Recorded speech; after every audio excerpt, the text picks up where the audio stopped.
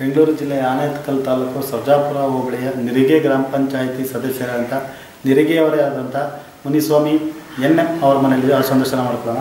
Sir ನಮಸ್ಕಾರ. Sir ನಮಸ್ಕಾರ. Sir ತಮ್ಮ ಹೆಸರು? Muniswamy N M. ಸರ್ ತಾವು ಯಾವ ಗ್ರಾಮ ಪಂಚಾಯತಿಯಿಂದ ಗೆದ್ದಿರೋದು ಸರ್? ನಾವು ನೆರಿಗೆ ಗ್ರಾಮ ಪಂಚಾಯತಿಯಿಂದ, ಅದು ನೆರಿಗೆ ಕ್ಷೇತ್ರದಿಂದ ಗೆದ್ದಿರೋದು. ನೆರಿಗೆ ಕ್ಷೇತ್ರದಿಂದ ಗೆದ್ದಿದ್ದೀರಾ ಸರ್? ಸರ್ ತಮ್ಮ ವಿದ್ಯಾಭ್ಯಾಸ ಬಂದು?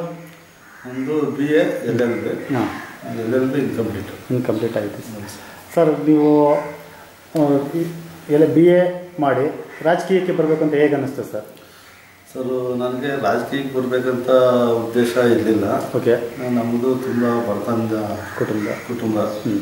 ಅಂದರೆ ಬರ್ತಾ ಬರ್ತಾ ನನಗೂ ಈ ಎಜುಕೇಷನ್ ಮಾಡಬೇಕಾದ್ರೆ ತುಂಬ ತೊಂದರೆ ಅನ್ನಿಸ್ತು. ಮನೆ ಕಡೆಯೂ ಸ್ವಲ್ಪ ಅನಾನುಕೂಲ ಆಗಿತ್ತು. ಆವಾಗ ನಾನು ಆಯ್ಕೊಂಡಿದ್ದು ಈಗ ಅಂದರೆ ರಾಜಕೀಯ ವ್ಯಕ್ತಿಗಳ ಸಂಪರ್ಕ ಇತ್ತು ನನಗೆ. ಆವಾಗ ಸ್ವಲ್ಪನಾದರೂ ಸಮಾಜ ಸೇವೆ ಮಾಡಬೇಕು ಅನ್ನೋ ಇವತ್ತು. ಆಮೇಲೆ ನಮ್ಮ ಗ್ರಾಮ ಪಂಚಾಯತಿ ಚುನಾವಣೆ 3 ವರ್ಷದಿಂದ ಬಂತು. ಆವಾಗ ನಮ್ಮ ಗ್ರಾಮದ ಮುಖಂಡರೆಲ್ಲ ಸೇರಿ ನಿಮ್ಮ ಪಂಚಾಯತಿ ಸದಸ್ಯರಾಗಬೇಕು ಅಂತ ಹೇಳ್ಬಿಟ್ಟು, ನಿಮ್ಮ ನಾವು ಬಹುಮತದಿಂದ ಗೆಲ್ಲಿಸ್ತೀವಿ ಅಂತ ಹೇಳ್ಬಿಟ್ಟು ನನ್ನ ಕರೆಸಿ ಸ್ವಲ್ಪ ನನಗೆ ಐಡಿಯಾ ಕೊಟ್ಟರು. ಆವಾಗ ನಾನು ಅವರ ಅಪೇಕ್ಷೆ ಅಂತ ನಾನು ಒಪ್ಕೊಂಡೆ ಗ್ರಾಮ ಪಂಚಾಯತಿ ಎಲೆಕ್ಷನ್ ಬರೋಕ್ಕೆ. ಸರ್ ನೀವು ಗ್ರ್ಯಾಜುಯೇಟ್ ಆಗಿದ್ದೀರಾ. ಗ್ರ್ಯಾಜುಯೇಟ್ ಆದಮೇಲೆ ಗ್ರಾಮ ಪಂಚಾಯತಿ ಮೆಂಬರು ಆಗಿದ್ದೀರಾ. ಮೆಂಬರ್ ಆಗೋದಕ್ಕೆ ಮುಂಚೆ ಏನು ಕೆಲಸ ಕಾರ್ಯಗಳು ಮಾಡ್ತಾಯಿದ್ರಿ ಸರ್? ಮೆಂಬರ್ ಆಗೋದಕ್ಕೆ ಮುಂಚೆ ನಾನು ವ್ಯವಸಾಯ ಮಾಡ್ತಾಯಿದ್ದೆ ಸರ್. ವ್ಯವಸಾಯ ಒಂದು ದೇಶದ ಬೆನ್ನೆಲುಬು. ಆ ಬೆನ್ನೆಲುಬಿನ ಕೆಲಸ ಮಾಡ್ಕೊಂಡು ಇವತ್ತು ಅದೇ ಕೆಲಸ ಮಾಡ್ತಾ ಇದ್ದಾರೆ. ಹೇಗೆ ಅನ್ನಿಸ್ತಾ ಇದೆ ರಾಜಕೀಯ ಮತ್ತು ವ್ಯವಸಾಯ ಎರಡರ ನಡುವೆ ನೀವು ಏನಾದರೂ ಕಂಪೇರ್ ಮಾಡಿದರೆ ಹೇಗೆ ಅನ್ನಿಸ್ತಾ ಇದೆ ಸರ್? ರಾಜಕೀಯಕ್ಕೂ ವ್ಯವಸಾಯಕ್ಕೂ ವ್ಯವಸಾಯ ಇದು ನಮಗೆ ಮೇಯ್ನು ಯಾಕಂದರೆ ನಮ್ಮ ದೇಶದ ಬೆನ್ನೆಲುಬೇ ಕೃಷಿ ಅಲ್ವಾ. ಅದರಿಂದ ವ್ಯವಸಾಯ ಬಹು ಮುಖ್ಯ ನಮಗೆ. ಆದರೆ ಈ ರಾಜಕೀಯಕ್ಕೆ ಬಂದಿದ್ದ ಉದ್ದೇಶ ಏನಂದರೆ ಏನಾದರೂ ಒಳ್ಳೇದು ಮಾಡಬೇಕು, ಸಮಾಜ ಸೇವೆ ಮಾಡಬೇಕು, 4 ಜನರಿಗೆ ಅನುಕೂಲ, ನಮಗಿಂದ ನಮ್ಮ ಕೈಲಾದಷ್ಟು ಏನು ಅನುಕೂಲ ಆಗುತ್ತೋ ಆ ರೀತಿ ಅನುಕೂಲ ಮಾಡಬೇಕು ಅನ್ನೋ ಉದ್ದೇಶದಿಂದ ರಾಜಕೀಯಕ್ಕೆ ಬಂದಿದೆ. ಸರ್ ತಮ್ಮ ಕುಟುಂಬದಲ್ಲಿ ತಾವೇನೋ ಫಸ್ಟು ರಾಜಕೀಯವಾಗಿ ಗ್ರಾಮ ಪಂಚಾಯತಿ ಸದಸ್ಯರಾಗಿದ್ದು? ಹೌದು ಸರ್. ನೀವೇ ಗ್ರಾಮ ಪಂಚಾಯತಿ ಸರ್. ಇವತ್ತು ಯಾವುದೇ ರಂಗ ಯಾವುದೇ ಕ್ಷೇತ್ರಗಳಿಗೆ ಹೋದ್ರೂ ಎಜುಕೇಷನ್ ಕೇಳ್ತಾರೆ. ಬಟ್ ರಾಜಕೀಯ ಒಂದಕ್ಕೆ ಬರಲಿಕ್ಕೆ ಮಾತ್ರ ಇಷ್ಟೇ ಎಜುಕೇಷನ್ ಯಾವುದೇ ಅಂತ ಲಿಮಿಟ್ಸ್ ಆಗಲಿ ಏನೇ ಆಗಲಿ ಇಲ್ಲ.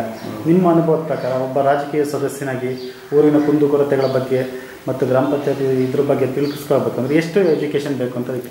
ನನ್ನ ಅನುಭವದ ಪ್ರಕಾರ ರಾಜಕೀಯ ಗ್ರಾಮ ಪಂಚಾಯತಿ ಸದಸ್ಯರಿಗೆ ಏನು ವಿದ್ಯಾಭ್ಯಾಸದ ಹೆಚ್ಚು ವಿದ್ಯಾಭ್ಯಾಸದ ಅವಶ್ಯಕತೆ ಇಲ್ಲ ಅನಿಸುತ್ತೆ.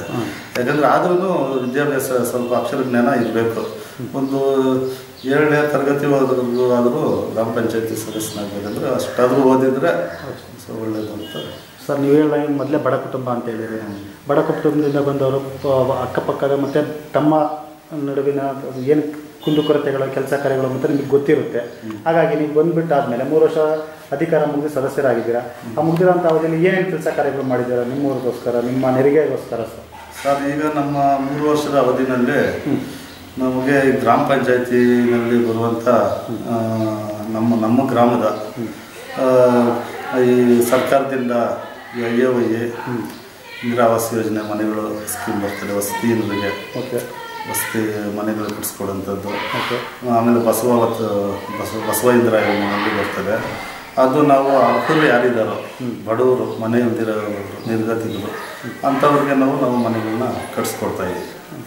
ಅದು ಬಿಟ್ಟರೆ ಸರ್ ನಂತರ ಕಟ್ಸ್ಕೊಡ್ತಾ ಇದ್ದೀರಿ. ಆಮೇಲೆ ಗ್ರಾಮದಲ್ಲಿ ಈ ಕ್ಲೀನಿಂಗು ಮುಖ್ಯ ಚರಂಡಿಗಳು ಎಲ್ಲ ಕ್ಲೀನಿಂಗ್ ಮಾಡಿಸೋದು.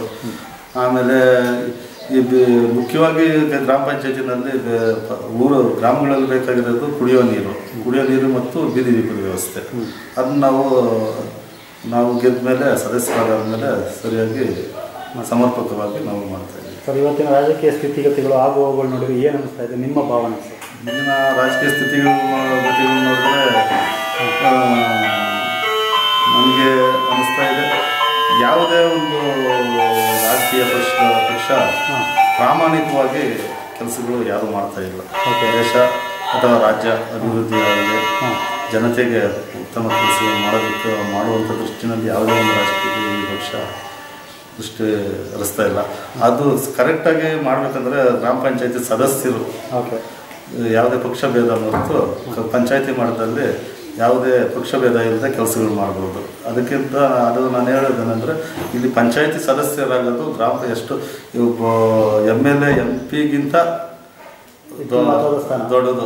ದೊಡ್ಡ ಸ್ಥಾನ ಅನ್ನೋದು ನನ್ನ ಭಾವನೆ. ಸರ್, ಇವತ್ತು ನೀವು ಗ್ರ್ಯಾಜುಯೇಟ್ ಆಗಿದ್ದೀರಾ, ನೀವು ನಿಮ್ಮ ಗ್ರಾಮ ಪಂಚಾಯತಿ ಮೀಟಿಂಗ್ಗಳಲ್ಲಿ ಮತ್ತೊಂದರಲ್ಲಿ ಕಲಿತೀರಾ. ಆ ಕೂತಾಗ ನಿಮ್ಮ ಸದಸ್ಯರು ಮತ್ತು ನೀವು ಯಾವ ರೀತಿ ಚರ್ಚೆ ಮಾಡ್ತೀರಾ, ಏನೇನು ಕೆಲಸಗಳ ಬಗ್ಗೆ ಯಾವ ರೀತಿ ಚರ್ಚೆ ಮಾಡ್ತೀರಾ, ನಿಮ್ಮ ಮಾರ್ಗದರ್ಶನ ಏನು? ನೀವು ಯಾಕೆ ಆ್ಯಸ್ ಎ ಗ್ರ್ಯಾಜುಯೇಟ್ ಆಗಿರೋದ್ರಿಂದ ಬೇರೆಯವ್ರಿಗೆ ಏನು ಥರ ಸಹಕಾರ ಮತ್ತು ಸಹಕಾರ ಅನ್ನೋದಕ್ಕಿಂತ ಗೈಡ್ಲೈನ್ಸ್ ಏನು ಕೊಡ್ತಾ ಇರ್ತೀರಾ, ಯಾವ ರೀತಿ ಮಾಡ್ತಾ ಇರ್ತೀರಾ? ಸರ್, ನಾವು ಒಂದು ಪಂಚಾಯತಿನಲ್ಲಿ ಮೀಟಿಂಗು ಸಭೆ ಕರೆದಾಗ ನಾವು ಯಾವುದೇ ರಾಜಕೀಯ ಉದ್ದೇಶ ಇಟ್ಕೊಂಡು ಮಾತಾಡಲ್ಲ. ಇಲ್ಲಿ ಎಲ್ಲ ಪಕ್ಷಗಳ ಸದಸ್ಯರು ಇದ್ದಾರೆ. ಅಂದರೆ ನಾವು ಪಕ್ಷಭೇದ ಮರೆತು ನಾವು ಅಭಿವೃದ್ಧಿ ಕಾರ್ಯಗಳ ಬಗ್ಗೆ ಚರ್ಚೆ ಮಾಡ್ತೀವಿ. ಗ್ರಾಮದ ನೀರಿನ ಸಮರ್ಪಕವಾಗಿ ಕುಡಿಯೋ ನೀರು ಹರಿಸೋದ್ರ ಬಗ್ಗೆ ಆಗಲಿ, ಬೀದಿ ದೀಪಗಳನ್ನ ಅಳವಡಿಸೋದ್ರ ಬಗ್ಗೆ ಆಗಲಿ, ಇಲ್ಲ ಬೇರೆ ಸರ್ಕಾರದಿಂದ ಬರುವಂಥ ಅನುದಾನಗಳು ಸ್ಕೀಮ್ಸ್ ಬರ್ತದೆ. ಆ ಸ್ಕೀಮ್ಸಲ್ಲಿ ಒಳ್ಳೆಯ ರೀತಿಯಲ್ಲಿ ಜನರಿಗೆ ಅಂದರೆ ಅದು ಯಾರು ಅರ್ಹರಿದ್ದಾರೋ ಅವ್ರಿಗೆ ತಲುಪಿಸೋದಕ್ಕೆ ಒಳ್ಳೆಯ ರೀತಿಯಲ್ಲಿ ನಾವು ಚರ್ಚೆ ಮಾಡಿ ಅರ್ಹರಿಗೆ ನಾವು ಮುಡಿಸ್ತೀವಿ ಅದರ ಸೌಲಭ್ಯ. ಸರ್, ಇವತ್ತು ಎಲ್ಲ ತಾಲೂಕು ಪಂಚಾಯತಿ ಮತ್ತು ಜಿಲ್ಲಾ ಪಂಚಾಯತಿ ಮತ್ತು ಗ್ರಾಮ ಪಂಚಾಯತಿಗಳಲ್ಲೂ ಕ್ಯಾಟಗರೀಸ್ ಬಂದಿದ್ದಾರೆ. ಇದರ ಅನುಭವ ಸರ್ ನಿಮಗೆ ಕ್ಯಾಟಗರೀಸ್ ಬಗ್ಗೆ ಏನಾದರೂ ಅವಶ್ಯಕತೆ ಇತ್ತು? ಇದು ನನ್ನ ಉದ್ದೇಶ ಏನಂದರೆ ಕ್ಯಾಟಗರೀಸ್ ಅಂದರೆ ಮೀಸಲಾತಿ ಅಧ್ಯಕ್ಷರು ಉಪಾಧ್ಯಕ್ಷರು ಸದಸ್ಯರಾಗಿರ್ಲಿಕ್ಕೆ ಇವತ್ತು ಆಲ್ರೆಡಿ ಇದೆ. ಅದೇ ರೀತಿಯಾಗಿ ಅದು ಸದಸ್ಯರಾಗಿರೋದಕ್ಕೆ ಮೀಸಲಾತಿ ಇರೋದು ಅದು ಒಳ್ಳೇದು. ಮೀಸಲಾತಿ ಇರಬೇಕು ಸದಸ್ಯರಾಗೋದಕ್ಕೆ. ಆದರೆ ಅಧ್ಯಕ್ಷರು ಉಪಾಧ್ಯಕ್ಷರಿಗೆ ಅದು ಮೀಸಲಾತಿ ಬೇಕಾಗಿಲ್ಲ ಅಂತ ನಮಗೆ ಅನಿಸ್ತದೆ. ಯಾಕಂದರೆ ನೇರವಾಗಿ ಅಧ್ಯಕ್ಷನ ಆಯ್ಕೆ ಮಾಡೋದ್ರಿಂದ ಅವರು ಒಳ್ಳೆ ರೀತಿಯಲ್ಲಿ ನಿರ್ಧಾರಗಳು ತಗೋಬಹುದು. ಇಲ್ಲಿ ಏನಾಗುತ್ತೆ ಅಂತಂದರೆ ಈ ಅಧ್ಯಕ್ಷರು ಉಪಾಧ್ಯಕ್ಷರ ಇದು ನೇಮಕ ಮಾಡೋದ್ರಿಂದ ಇದು ಅಲ್ಲಿ ರಾಜಕೀಯವಾಗಿ ವಿಂಗಡಣೆಗಳಾಗ್ತದೆ. ಅವ್ರು ನಮಗೆ ಓಟ್ ಹಾಕಿದ್ದಾರೆ, ಅವ್ರು ನಮ್ಗೆ ಓಟ್ ಹಾಕಿಲ್ಲ, ಅದನ್ನ ನಮ್ಮ ಕೆಲಸ ನಮ್ಮ ಗುಂಪು ಅವ್ರಿಗೆ ಮಾತ್ರ ಮಾಡ್ಕೋಬೇಕು, ಬೇರೆ ಗುಂಪು ಮಾಡಬಾರ್ದು, ಈ ರೀತಿ ಬರ್ತಾರೆ. ಅಂದರೆ ಡೈರೆಕ್ಟಾಗಿ ಜನರಿಂದನೇ ಎಲೆಕ್ಟ್ ಆದರೆ ಅವ್ರು ಬೇಕಾದಂಗೆ ಅಧಿಕಾರ ಚಲಾಯಿಸ್ಬೋದು, ಜನರಿಗೂ ಅನುಕೂಲ ಮಾಡ್ಬೋದು. ಸರ್, ನಿಮ್ಮ ಪಕ್ಷಪಾತ ಇರೋದಿಲ್ಲ. ನಿಮ್ಮ ಅಧ್ಯಕ್ಷರು ನಿಮ್ಗೆ ಯಾವ ರೀತಿ ಸಹಕಾರ ನೀಡ್ತಾ ಇದ್ದಾರೆ? ನಿಮ್ಮ ಕೆಲಸ ಕಾರ್ಯಗಳ ಬಗ್ಗೆ, ಸರ್ಕಾರದಿಂದ ಬರುವ ಅನುದಾನಗಳ ಬಗ್ಗೆ ಯಾವ ರೀತಿ ನಮ್ಮ ಪಂಚಾಯತಿ ಅಧ್ಯಕ್ಷರು ನಮಗೆ ಎಲ್ಲ ರೀತಿ ಸಹಕಾರ ನೀಡ್ತಿದ್ದಾರೆ. ಸರ್, ಉಳಿದಂಥ 2 ವರ್ಷ ಅವಧಿಯಲ್ಲಿ ಇಂಥ ಕೆಲಸ ಮಾಡಿ ಮುಗಿಸ್ತೀನಿ, ನೆಕ್ಸ್ಟು ನನಗೂ ಪಂಚಾಯತಿ ಸದಸ್ಯನಾಗಬೇಕು ಅಂತ ಆಸೆ ಇಟ್ಕೊಂಡಿದ್ರೆ ಯಾವ ಕೆಲಸ ಇದೆ, ಆ ಥರ ಜನಗಳಿಗೋಸ್ಕರ ಒಳ್ಳೆ ಕೆಲಸ ಏನು ಮಾಡಬೇಕು ಅಂತ ಅಂದ್ಕೊಂಡಿದ್ದೀರಾ ಸರ್? ಉಳಿದಿರೋಂಥ 2 ವರ್ಷ ಅವಧಿ ಸರ್, ಉಳಿದಂಥ 2 ವರ್ಷ ಅವಧಿನಲ್ಲಿ ನಾವು ಇಲ್ಲಿ ಪ್ರಮುಖವಾಗಿ ಈ ಊರಿನ ಕೆಲವು ಕಡೆ ಬೀದಿ ದೀಪಗಳ ವ್ಯವಸ್ಥೆ ಇನ್ನೂ ಕೆಲವು ಕಡೆ ಹಾಕಿಸ್ಬೇಕಾಗಿದೆ. ಎಲ್ಲ ಕಡೆಯೂ ಸರಿಯಾಗಿ ಹಾಕಿಸಿ ಕರೆಕ್ಟಾಗಿ. ಆಮೇಲೆ ಈ ನೀರಿನ ವ್ಯವಸ್ಥೆ ಇನ್ನೂ ಉತ್ತಮವಾಗಿ ಸಮರ್ಪಕವಾಗಿ ನೀರಿನ ವ್ಯವಸ್ಥೆ, ಕುಡಿಯೋ ನೀರಿನ ವ್ಯವಸ್ಥೆ ಮಾಡಿಕೊಡ್ಬೇಕು.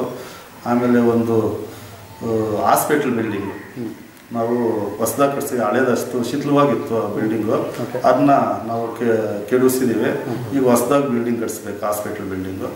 ಆ ಒಂದು ಕೆಲಸ ಮಾಡಿದ್ರೆ ನಮಗೆ ಸಮಾಧಾನ. ಸರ್, ನೀವು ಗ್ರ್ಯಾಜುಯೇಟ್ ಆಗಿ ನೀವು ಗ್ರಾಮ ಪಂಚಾಯತಿ ಸದಸ್ಯರಾಗಿ ನಿಮ್ಮ ಆತ್ಮಗೌರವಕ್ಕೋಸ್ಕರ ಎಷ್ಟು % ನೀವು ಕೆಲಸ ಮಾಡಿಸಿದೆ ನಿಮ್ಮೂರಿಗೋಸ್ಕರ ಅಂತ ನಿಮ್ಮ ಭಾವನೆ ಸರ್? ನನ್ನ ಪ್ರಕಾರ ನಮ್ಮ ಭಾವನೆ ಪ್ರಕಾರ 80% ಕೆಲಸ ಕಾರ್ಯಗಳು ಮಾಡಿಸಿದ್ದೀರಾ. ಸರ್, ನಿಮ್ಮನ್ನ ಇವತ್ತು ಈ ಸ್ಥಾನಕ್ಕೆ ತರೋಕ್ಕೆ ಮತ ನೀಡಿದ ಮತ ಬಾಂಧವರೇ ಕಾರಣ. ಆ ಮತ ಬಾಂಧವರಿಗೆ ಈ ಸಂದರ್ಶನದ ಮುಖಾಂತರ ಏನು ಹೇಳಕ್ಕೆ ಇಷ್ಟಪಡ್ತೀರಾ ಸರ್? ನನ್ನನ್ನು ಗೆಲ್ಲಿಸಿದಂಥ ಮತ ಬಂಧುಗಳಿಗೆ ನಾನು ಸಂದೇಶ ನೀಡೋದಂದರೆ ಅವ್ರಿಗೆ ಒಪ್ಪಿಗೆ ಆಗೋಂಥ ರೀತಿಯಲ್ಲಿ ನಾನು ಗ್ರಾಮದಲ್ಲಿ ಕೆಲಸಗಳ ಮಾಡಿಸಿದ್ದೀನಿ. ಇನ್ನು ಮುಂದೇನೂ ಸಹ ಅವರು ಏನು ನಿರೀಕ್ಷೆ ಇಟ್ಕೊಂಡಿದ್ದಾರೋ ನನ್ನ ಮೇಲೆ ಅದರಂತೆ ನಾನು ನೋಡ್ಕೊತೀನಿ. ಸರ್, ತಮ್ಮ ಅಮೂಲ್ಯದ ಕ್ಷಣ ನಮ್ಮ ಜೊತೆ ಕಳೆದಕ್ಕೆ ತುಂಬ ಧನ್ಯವಾದಗಳು. ಹಾಗೆ ಸರ್, ನಿಮ್ಮ ರಾಜಕೀಯ ಜೀವನ ಚೆನ್ನಾಗಿರಲಿ, ಉತ್ತಮವಾಗಿ ಒಳ್ಳೊಳ್ಳೆ ಕೆಲಸ ಮಾಡಲಿ ಅಂತ ಕೇಳ್ಕೊಳ್ತೀನಿ ಸರ್.